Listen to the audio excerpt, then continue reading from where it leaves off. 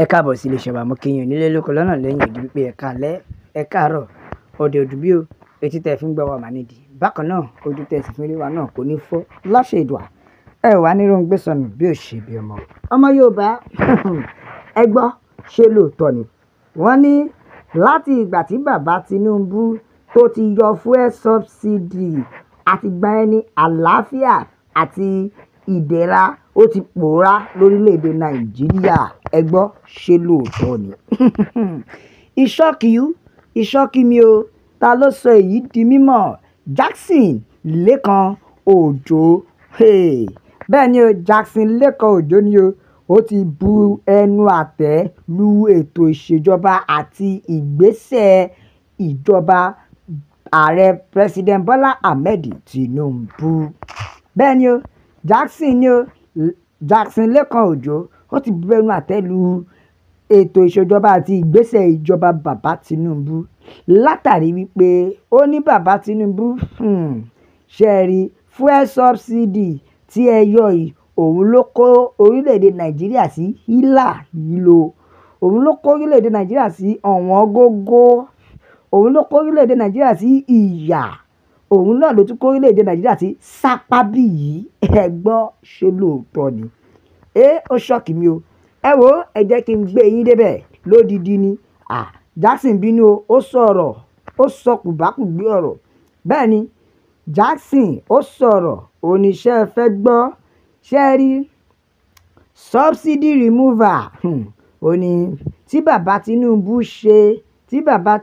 declare ó ní òun ló fà á o, bí subsidy ṣe lọ báyìí àlàáfíà àti ayọ̀ ó pòórá lórílẹ̀‐èdè Nàìjíríà. Bẹ́ẹ̀ ni ó ní àlàáfíà àti ayọ̀ pòórá ní lórílẹ̀‐èdè Nàìjíríà. Ìyẹn nìkan kọ́ ó ní ṣe rí láti ìgbà yẹn ìyà ti wá di bárakú fún àwọn ará ìlú. Ó ní àwọn ará ìlú ti wá ń jẹ́ wòtòwòtò látàrí ọ̀rọ̀ tó ń sọ. Gẹ́gẹ́ bí ọ̀rọ̀ rẹ̀, ó ní ṣé ẹ fẹ́ gbọ́, ṣe rí ìgbésẹ̀ tí bàbá Tinubu gbé láti lè yọ subsidy, olóhùn ló kó wa sí ìṣẹ́ àti ìyà tó fi di wípé àlàáfíà àti ìtura kò balance mọ́ lórílẹ̀‐èdè Nàìjíríà.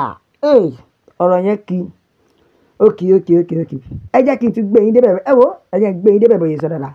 Ó ní láti ìgbà tí bàbá Tinubu tí wọ́n ti yọ subsidy làlàáfíà ti lọ o. Ó ní bí ó dẹ̀ ṣe lọ báyìí, bí subsidy ṣe lọ àlàáfíà àti ìdùnnú tẹ̀lé, orílẹ̀-èdè Nàìjíríà wá di yán pẹpẹ skátà iṣu ata yányan. Ó wá tẹ̀síwájú o. Ó ní ìgbésẹ̀ bàbá Tinubu yìí ṣé wọn ò rókọ́ tó ṣe ni? Ó ní nǹkan tó jẹ́ pé ìgbésẹ̀ burúkú ni bàbá Tinubu, wọ́n ní wọn ò bá ti wò ṣaṣú ẹ lọ kí wọ́n wò kí wọ́n tó ṣe é. Kọ́ torí pé àwọn dáwọ́lé, àwọn declare removal subsidy, ó jẹ́ kí wọ́n ti fojú ṣùnùkùn wò ó, kọ́ ti fojú àgbà wò ó. Ṣùgbọ́n sí ìyàlẹ́nu, wọ́n kàn gbé ìgbésẹ̀ tó kó gbogbo wàhálà wá. Kí ni àwọn wàhálà náà?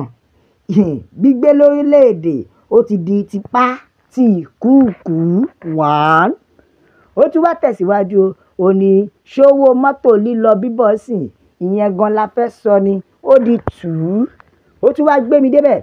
Ó tún ní ìyẹn nìkan kọ́, ṣe rí àtijẹ àtimu, ìyẹn ti wá di kọ́ranjọ́gbọ́n, ó ti di wàhálà débi pé kò rọrùn mọ́.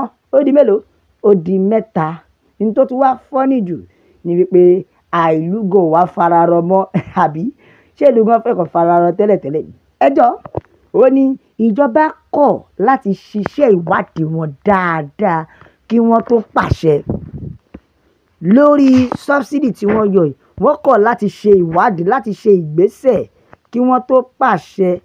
Bẹ́ẹ̀ ni, òníká ní pé wọ́n ṣe ìwádìí dáadáa ni kò ní rí àní débi tá a dé yìí.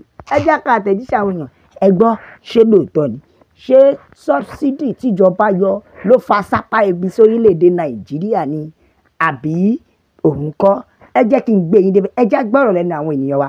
Bẹ́ẹ̀ ni, ọ̀kan ní ó ṣẹ̀ṣẹ̀ sojú abẹ ní Ìkó ni àtìgbà tí wọ́n ti yọ subsidy tó fi jẹ́ pé kọ́rẹ́ǹsì dẹ̀ ń bẹ̀rẹ̀ sí ní sáré, dọ́là ń gbé power bike. Ó ní àtìgbà yẹn lòun ti mọ̀ pé àlàáfíà àti ìdẹ̀ra ó ti pòórá lórílẹ̀‐èdè Nàìjíríà. Àti wá fi di làálàá, wàhálà, ìbínú, ebi, ìjákulẹ̀, àwọn nǹkan tá a fi dí àlàáfíà nìyẹn. Ó wá ní èyí burú gan o, débi wípé wọn ò tiẹ̀ láàánú àwa mẹ̀kúnnù. Bẹ́ẹ̀ nìkan ni àti wípé wọ́n dẹ̀ sọ pé bàbá Tinubu ni best president tí Yorùbá ní nítorí Esau Jagaban, nítorí pé ó wá láti ilẹ̀ Yorùbá. Àbí ẹ̀dẹ̀ sọ tẹ́lẹ̀tẹ́lẹ̀ pé ó ní ọpọlọ tó ṣe fi tòlú abẹ́ẹ̀gì.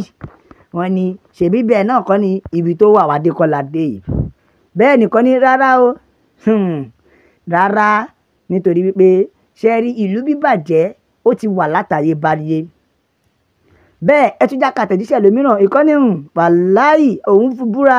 Wọ́n ní bàbá Tinubu no be me talk am o. Ó ní ètò ìṣèjọba tá a wà yìí ni ẹja gbèmí. Torí ó ní òun ló wọ̀sì jù ní gbogbo ilẹ̀ Yorùbá, àbí ká sọ pé nínú gbogbo àwọn ààrẹ tí ilẹ̀ Yorùbá ti ní. Wọ́n ní eléyìí ló ṣe kíni ló burú jáì. Bẹ́ẹ̀ nìkan ni òun wá ń wò kí nìdí táwọn àgbàlagbà kan fi ń sọ pé nítorí pé wọ́n yọ sọ́bsidì ní àlàáfíà ti fi kúrò ní orílẹ̀-èdè. Ìgbà wo náà làlàáfíà wà lórílẹ̀-èdè tẹ́lẹ̀? Ọ̀rọ̀ yẹn le òkè.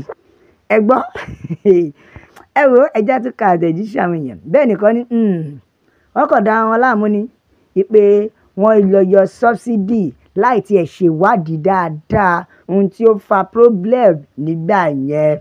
Láì ṣe ìwádìí, kódà ó jẹ́ kẹ́sì tún ṣe ìwádìí pé lẹ́yìn tẹ́ ẹ yọ sọ́bsidì kí ló bí sápá, kí ló bí wàhálà, kí ló bí ebi àti ìbínú wọ orílẹ̀-èdè. Ẹ jẹ́ ká tún ka àtẹ̀jíṣẹ́ ẹlòmíràn o. Ìkànnì kò ń ṣe sọ́bsidì rárá, òun ló jẹ́ kí ìlú le. Ẹ gbọ́ ṣé lóòótọ́ ni? Ọ̀kan ní ṣé ẹ fẹ́ gbọ́ the way bí dọ́là ṣe lọ, àbí ká sọ wípé réètì tí àwọn custom duty àti inflating of crude oil tí wọ́n ṣe fi ń báyé Nàìjíríà jẹ́. Wọ́n ní ibẹ̀ ni dọ́là ti ní problem. Ẹ̀wẹ̀ ẹ̀yàn mi bàbá mi Yorùbá ní ṣàlàfẹ́. Òmìnira ilẹ̀ Yorùbá òun ló jẹ wá lógún.